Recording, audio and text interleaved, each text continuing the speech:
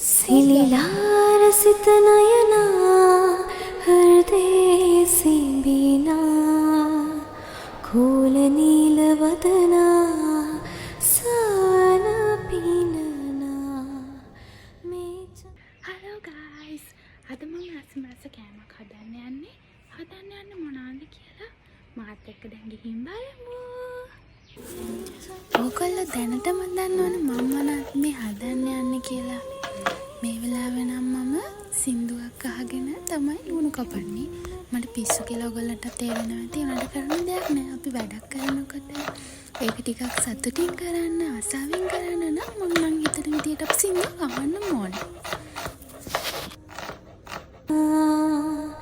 කෝල නීල වදනා සවන පිනනා මේ චණ්ඩ සූර්ය නගරේ නොවේලේ සරණා සෙවනැල්ල වෙන්න ප්‍රේමී නහයන් වෙනා. අපිට ඕනම කෑමක් කඩෙන් ගෙනල්ලා ටක් ගාලා කන්න පුළුවන්.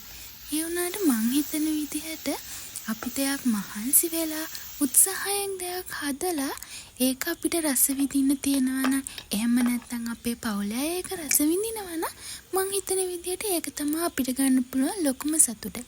සල්ලි වලට හැමදේම කරන්න පුළුවන් කිව්වට හැමදේම කරන්න බෑ. මේ වගේ පොඩි දේවල් වලින් මටත් මගේ පවුලේ අයටත් සතුටින් ඉන්න පුළුවන් නම් ඒ තමයි මං ලබන ලොකුම ජයග්‍රහණය. සිලිලා රසිත නයනා හෘදේ සිඹිනා කෝල නීල වදනා සවන පිනනා මේ චණ්ඩ සූර්ය නගරේ නොවේලේ සරණා සෙවනැල්ල වෙන්න ප්‍රේමී දහයන් වනා. ඔයගොල්ලෝ දන්නවද මම මේ රෝල්ස් හදන්නේ මගේ ජීවිතේ දෙවෙනි පාරට. මට මතක විදිහට මම ඊට අවුරුදු 5-6කට කලින් වගේ රෝල්ස් හැදුවා. හැබැයි ඒවා කන්න පුළුවන්. ඒ වුණාට ඒකේ පෙනුමක් හරියනවා. ඔයාලා දැක්කොත් එහෙම මේ මොකක්ද කියලා අහන තරමට ඒක හරියම කැතයි. හැබැයි මට සතුට වෙන්න පුළුවන් අවුරුදු 5-6ක් ගිහිල්ලා වුණත් මේ සැරේ මං හදපු රෝල්ස් හරිම ලස්සනයි. ඒ වගේම ගිය පාර හදපු ඒවටත් වඩා හරිම රසයි. ඕගොල්ලන්ට දෙයක් කියන්නද මම?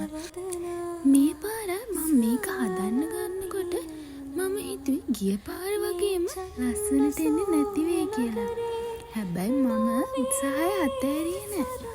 අපෝ හැදුවා. කෑමක් වුණත් මම හිතන විදිහට අපි හදන්න තමයි ඒක ලස්සනට රසට පාටට ගන්න පුළුවන්. ඒ වගේ තමයි අපේ ජීවිතෙත්. අපේ ජීවිතවලත් ගොඩාක් ප්‍රශ්න එනවා අපිට. මගේ ජීවිතෙත් එහෙමයි. ඕනවටත් වඩා ප්‍රශ්න තිබිච්ච කෙනෙක් තමයි මම. හැබැයි මම හිතනවා හොඳම දේවල් හොඳම වෙලාවට ලැබෙන්න අපිට කාලයක් යනවා. මම උනත් හිතාගෙන ඉන්නේ හැමදේම හොඳට වෙන්නේ හොඳ විදිහටයි. හොඳ කාලෙට හැමදේම අපිට හරි විදිහට ලැබෙයි කියලා තමයි මමත් හිතාගෙන.